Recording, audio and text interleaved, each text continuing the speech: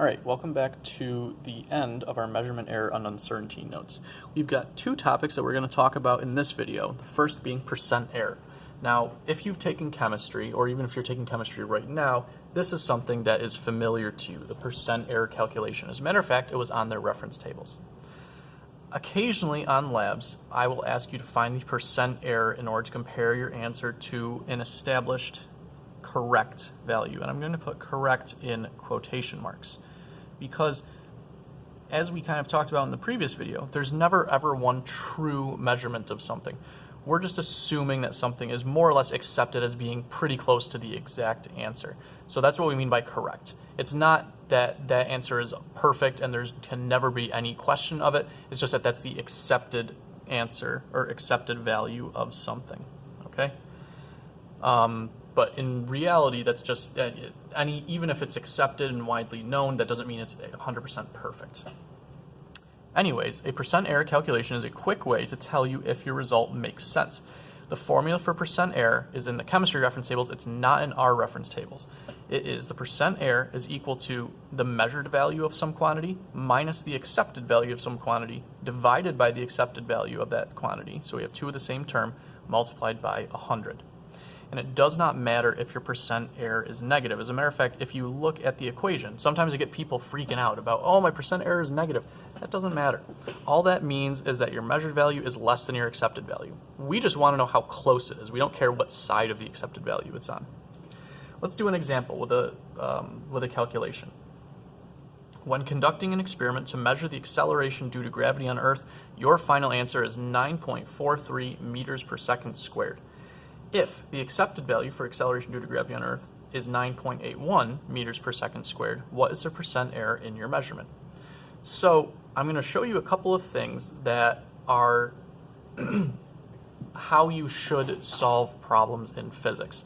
Anytime you have to make a calculation using an equation, the very first thing you do is write the equation without any numbers substituted in first. So the first thing I'm going to write is, I'm going to just abbreviate percent error. Then I'm going to write my equation. I can abbreviate this part and this part. So I'll do m dot v for measured value minus a dot v for accepted value over accepted value multiplied by 100. That's the first rule of doing a problem that requires you to solve an equation in physics. You write the equation without any of the numbers that you're given in it. Okay? 100 doesn't count because that's in the equation itself. Now we're solving for the percent error. The measured value is what we get for our answer to the experiment. That was 9.43 meters per second squared. The accepted value, AV, is what is generally accepted by people as being the true answer, 9.81. So I'm now going to plug those numbers in, and I'm going to include the units. This is why I make such a big deal about units. So I have percent error equals 9.43 meters per second squared. Don't worry if you don't understand what a meter per second squared is. That's absolutely fine. Minus 9.81. Well, it's fine for now. Meters per second squared divided by, again, the accepted value of 9.81 times, what am I doing? 9.81 meters per second squared. And we multiply that by 100. Now that we've written the equation without any numbers, any substituted numbers in it, and now that we have substituted our numbers in, now we just solve. 9.43 minus 9.81, 0.38, divide by 9.81, and then we multiply by 100. And this is our answer. Our percent error is negative 3.87%. Okay, just the fact that it's negative doesn't mean anything, just means the measured value is less than the accepted value. It doesn't have any meaning other than that.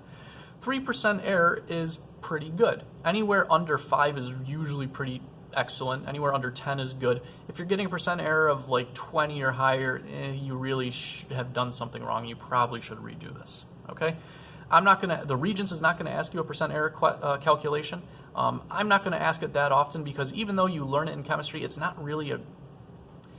a great tool, but it's something that you should know how to do, okay? When you get into upper level science classes, you use percent error less and less. But for right now, it's a good idea to see, okay, how on track am I for doing this lab?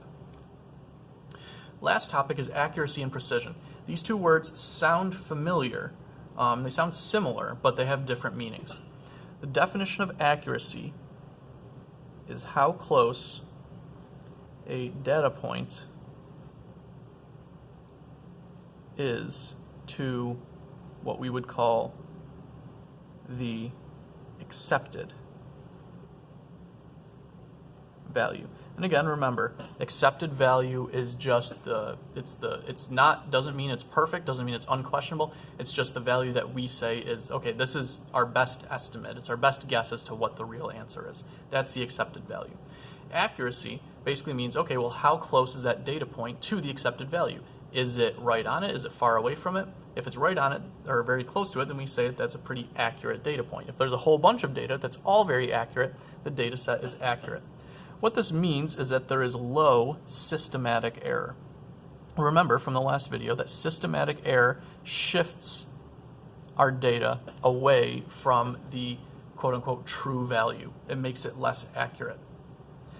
Precision, on the other hand, is not the same thing as accuracy. Precision is how close data points are to each other. So precise data is not the same as accurate data. Precise data means that you took many measurements and all of your data points are about in the same, they tell you about the same answer. Okay? Accuracy, an accurate set of data points means that they're all very close to what's called the accepted value. Precision, you can be precise without being accurate, and you can be accurate without being precise as well. A precise set of data points has a very low random error. Remember, random error means the spreading of data around some value. If your data points don't spread out that much, that means that they have low random error. They're very precise. So let's look at these targets down here. Each of the targets has a slightly different grouping of X marks, spots on the target, and we're going to talk about whether they are accurate, precise, both, or neither. In this case, we have all the shots or whatever, the marks on the targets are all right around the target, or they're all right basically at the center of the target, which we're probably aiming for. So that means that they're accurate because they're close to the accepted value. And they're also precise because they're also very close to each other. So this is both accurate and precise. The next one, we have the marks, they're all shifted a little bit up and to the right. So this is not accurate because those marks are not near the target.